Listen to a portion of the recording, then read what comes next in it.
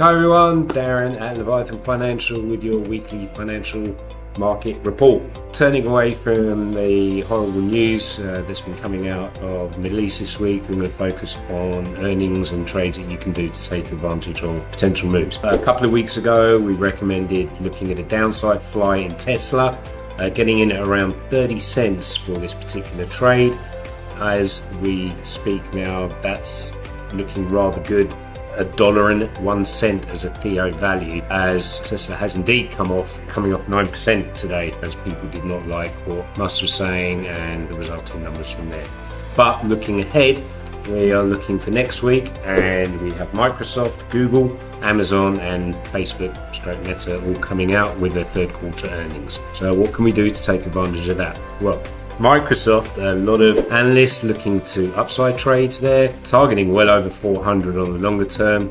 I like that chart, by the way. It looks like it's breaking out to the upside and could definitely have a go to the high we saw back in June. So with that in mind, the high was just over 359. I'm going to target an area price of 360, but I want a bigger landing strip, so 353 to 374, and I want to see that by the end of the year. So what was the best trade to do? And looking at these trades here, the one that I like the most, giving you a 475% return on your money, is this trade here. Pull fly 1x4x5, you'd be doing 183 times. So here are the ratios. You'd be buying 183, so it's 732 by 915. Net, your price is going to be 47 cents, including costs.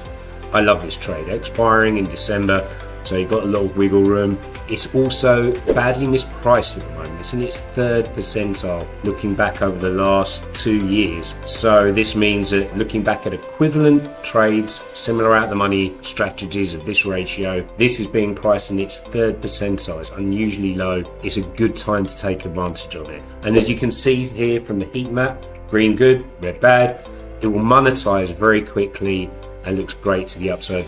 And if it goes even further, you'll continue to make more and more money.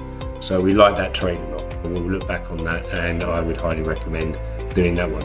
Next up, Facebook. On this one, as you can see, the chart doesn't really help you too much. I actually fancy a little go to test the downside on this one. So we're trading 320. I'm going to target 285. Between 274 and 296, I want to be making money with a target price of 285. And what can I do with that? Well, the system ran through it. Regular fly, 1x2x1, 42 times buying the 270 put, selling 84 of the 290, buying 42 of the 310. Your net price is 233, so I did less of these. A little bit more of an expensive strategy. Price wise, it's on its 69th percentile. So I think a lot of market makers are pricing that's got a chance to come in as well. But you know, if you're right, it's still going to do pretty well. It will monetize well on the downside. Ideally though, you want it to kind of stay in that lower area. If that's the case, as you can see here, this is one that's more of a traditional fly, so you want to hold it closer to expiration. Next up, Google. I like this trade as well. Just targeting a small downside move to 127. And on this one, I'm looking more shorter term. So instead of a December expiration, November expiry. And the best trade it liked here was a put fly, again, ratio 1x4x4. So this time 51 times, buying 51 of the highest strike, selling 204 by 204 of the lowest strike. Paying 193 net out for this one. It's a short-term trade, again monetizes well if you're targeting that area correctly. It's again, you're hoping that it will target your 135 area coming up to expiration. So this one's more of a, this is where it's going to be next month as opposed to what it will be tomorrow. You'll still make a little bit of money on it if we do come off a little bit, nothing too aggressive, but that one's pretty good, but that's why I looked at that more short term. Finally, we've got Amazon. As far as the chart goes, heading back towards a trend line, but you know, I fancy that for another go to the upside.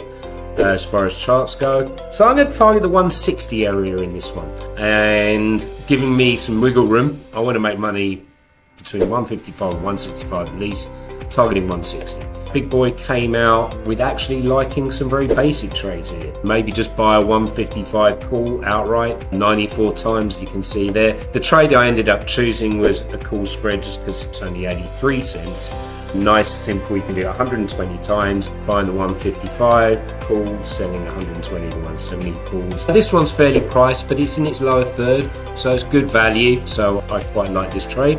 And as you can see here from the heat map, do very well if we go up.